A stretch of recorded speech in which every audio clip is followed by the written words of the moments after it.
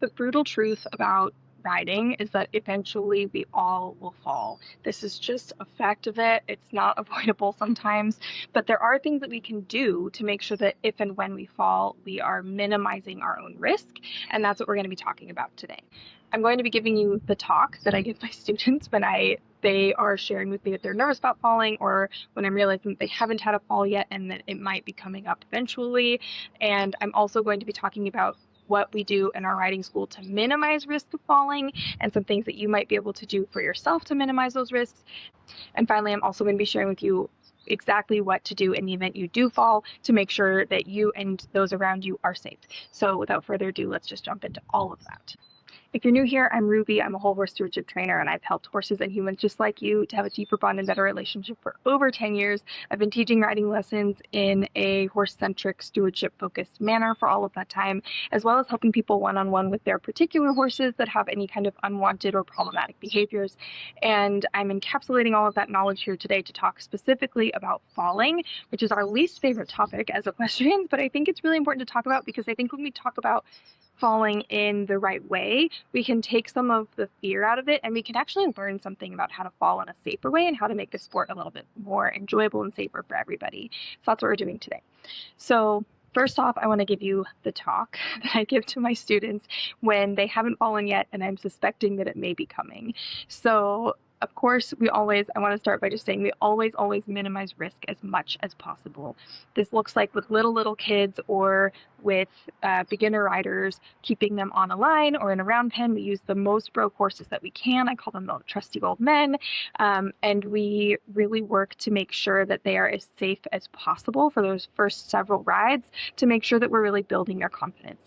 Once they exhibit the skill and ability to balance and to have really good steady brakes and reliable brakes, and that they can steer their horse on their own, and that they're able to kind of work through a few things without the constant support of a skilled instructor or handler, this is the point when we really can't teach them a whole lot more without releasing some of those scaffolds that we've built around them. And so this is the time that they get off the line or they start riding in the big arena. And right around this time is also often when people start learning how to canter, or they start riding in small groups. And as all of these things happen, our risk starts to increase.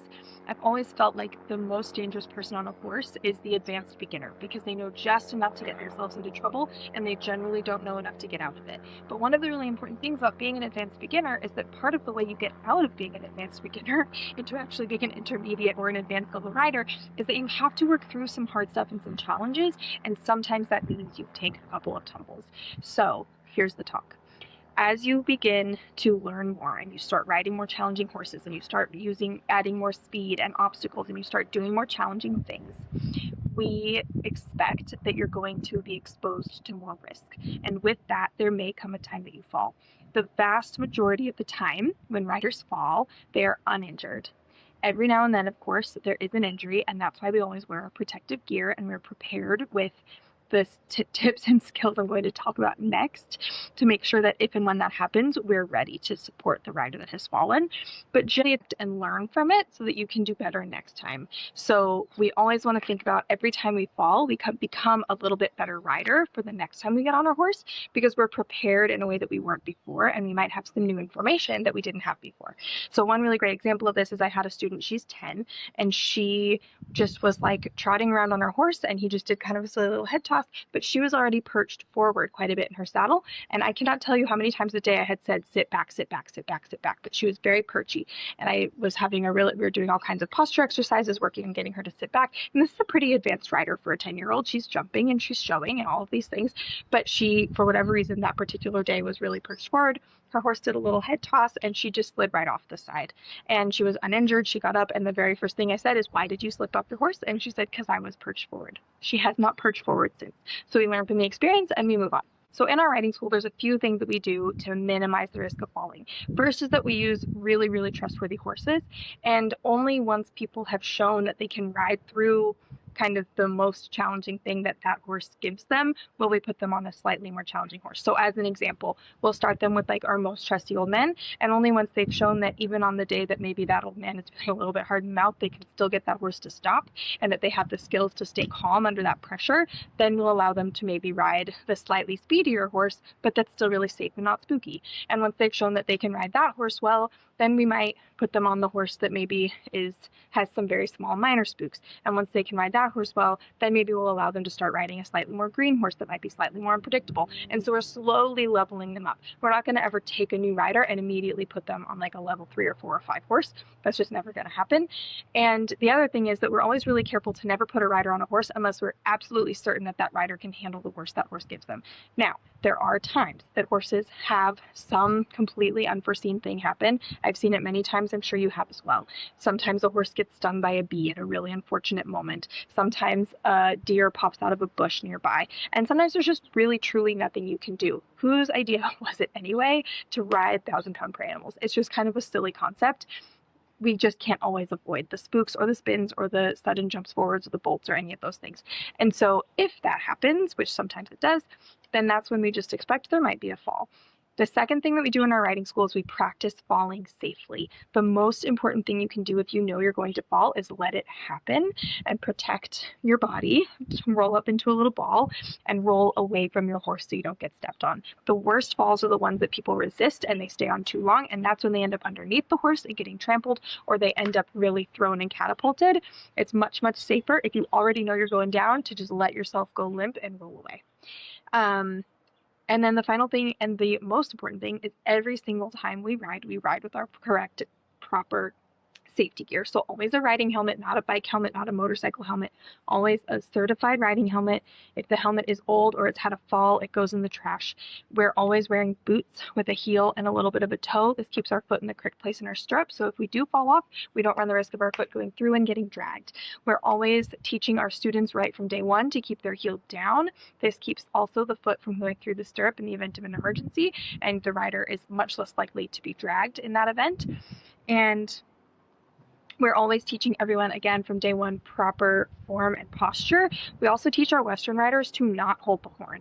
If they really need to in the event of an emergency, it's always there for them. But what I find is when you teach people to hold the horn, they don't learn to balance from their core and their seat correctly. And we have to reteach that later, and it's actually less safe because when you hold the horn, if you think about it, you end up pulling yourself lighter in your saddle, and that makes you less sturdy and stable as a rider. So instead, we teach them if they need to push on the horn and sink deeper in their saddle, or to just practice not using it at all and really using their legs and core to balance.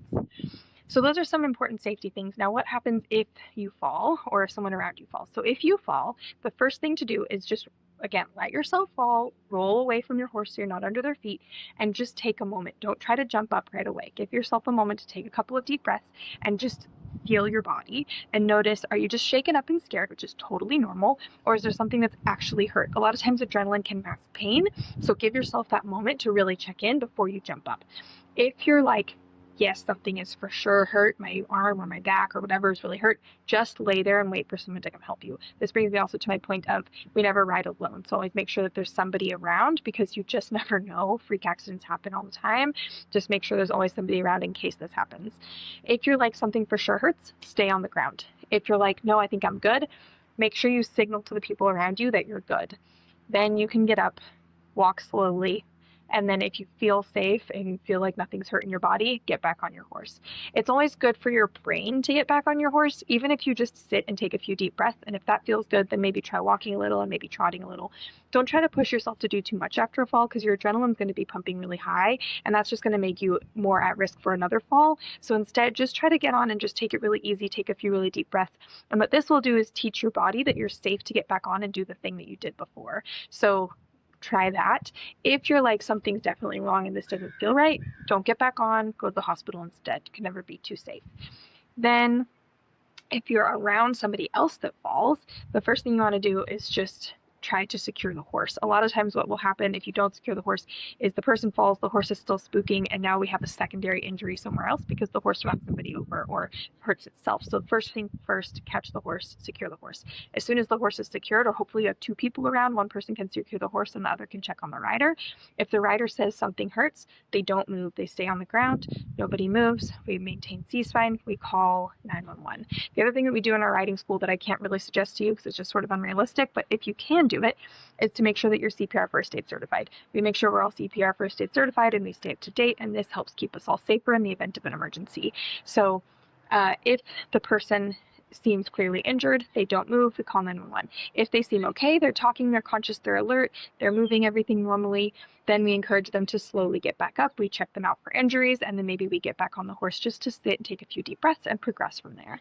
So anyway, I hope that was all helpful. This is something that's been coming up a lot at camp this week because we have some kids that have been riding for a long time and have had a few falls, and we also have some kids that have never fallen, and the kids that have had a few falls have been like really talking this up like it's some scary war story thing, and they're all like talking about how terrifying it is to fall and how hurt they got and all these things. And I was like, you guys, like, I was there for all your falls and none of you were actually hurt. Like, it was scary, I'll give you that, but it's really not that big of a deal. None of you were hurt any more than you would have been on a soccer field, and I think you're freaking out the other riders. So we've been talking a lot about falling and practicing falling. We've been falling off of barrels. We're going to be practicing emergency dismounts, making sure that everybody knows what to do in the event that they fall and has that feeling in their body so they feel like they're at least in control of the situation when they do fall.